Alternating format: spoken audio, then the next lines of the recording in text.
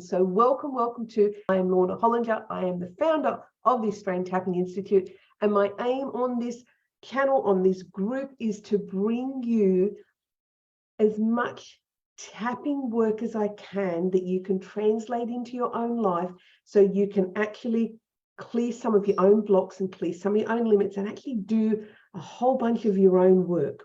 So we're starting in the series on money. So we did a poll in the group and said, so what do people want to hear all about? What do you want to work on? What sort of stuff do you want more videos on, or just more information on? And money, clearing money blocks was one of the biggest that people voted for. Our money needs to be a love affair. We need to be loving the money, whether it's the bills, the debt, whatever. We actually need to be loving all of it, because our money is a reflection of our inner dialogue. It sounds kooky, and look, when I first got into this, I thought the same. There was this whole thing of I'm going to say you've got to be kidding me, and because that's kind of where my thinking went to, that how can I really improve my finances, and how can I really improve the money and the abundance that comes to me by clearing away some of the energetic thoughts I might have had around money, or some of the patterning I've had from childhood around money. I thought exactly the same way as well. So if you're here and you're a little bit, yeah, whatever, stick with me, because I was where you are. However, I now know the importance of doing this work. When I started doing this work late last year, the enrollments into our school went through the roof. We had our biggest months ever. And I credit this to doing the work on clearing the energetic blocks to money that I have. And they were everything from, am I deserving? How can I be doing better than what my parents are doing? There was stuff that came through from my divorce, because, you know, it'd been pretty ugly and the finances weren't sort of split very equitably. So there was a lot of stuff that came in and around that, which leads me into, there is really kind of 4 types of money, and we want to be able to deal with all of them, because every one of them, each one of them will have a different emotional charge for you. They'll have a different reaction in your body depending on which one you're focused on and which one causes you the most stress. So the 4 income types are, the 4 money types are, one being, the first being income. So the money that you earn through whatever it is, whatever endeavors you get. So whether you actually are gainfully employed, or you're employed by somebody and you work for them and you earn money through being, of course, working and they pay you. Is it your own business? Different energy again. Are you a person who stays home and the other partner is the one who provides the money? I know that was a really big stress and anxiety for me. Not having my own income. When I had my children, I gave up my career to raise my kids. I know that was a bit of it was a lot of an intensity for me. Are you on some sort of welfare payments? Because, I don't know, whatever your circumstances have, all of these different incomes of how it hits your bank account and how it comes into your world will have a different emotional charge. The next one is savings. Savings has a different emotional charge as well, whether it be I have lots in saving or I have so little in savings. Either one of those, both of those, each one of them will have a different emotional charge as well. Now, there is debt.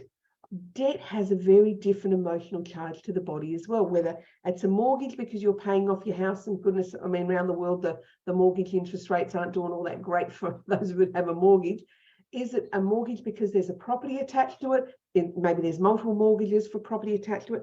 Maybe it's debt on credit cards, things that you've bought because you needed to have and you wanted to have, and now you've got to pay them off. Each one of those has an emotional charge to it. Your debt may be that you owe somebody money, another person money. Man, that can have a different emotional charge as well, depending on who the person is. The last one is toxic money.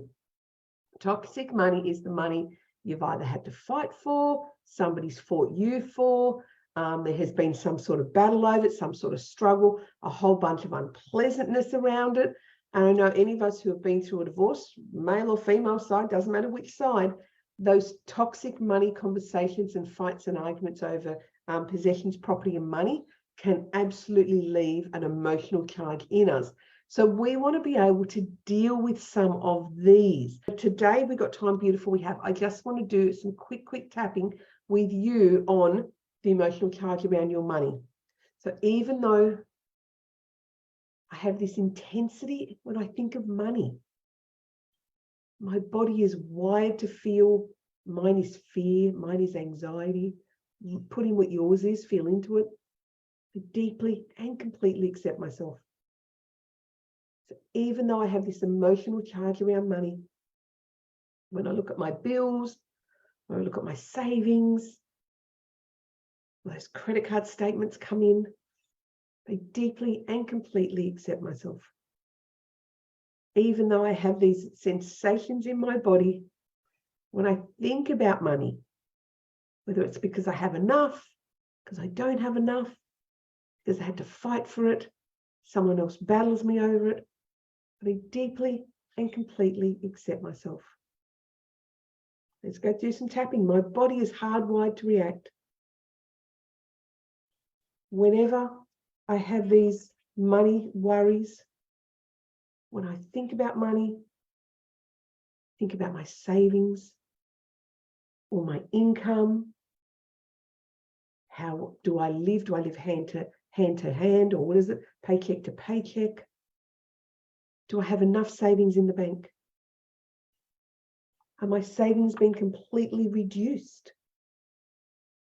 All of these bodily sensations. Just when I think about money, whether that's my debt, whether that's some toxic money I've had a battle over, the savings I have in the bank, what I've got put aside for my future, the income that I earn each week. Every time I think of them, I have these sensations in my body. That is a really, really quick, easy kind of tapping routine that you can do. It only takes a couple of minutes, and let's just calm that intensity down. Maybe when the bank statements come in, maybe you could do that little round just before you open it.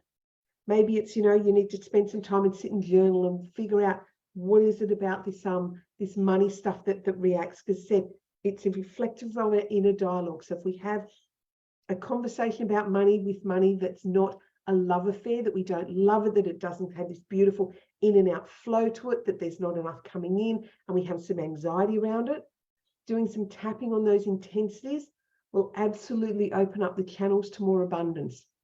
Is it going to make something instantly drop in your bank account? Possibly not.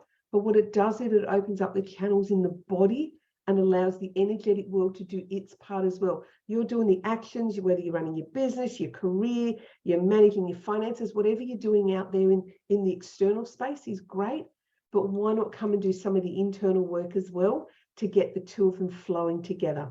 So it's been great to be here with you to talk about your love affair with money, not a love-hate relationship, with a love affair. I'll pop the link to the meetup group down in the chat. So please join us in the meetup group. We will work on your money blocks to get them sorted, sealed, done, and gotten rid of.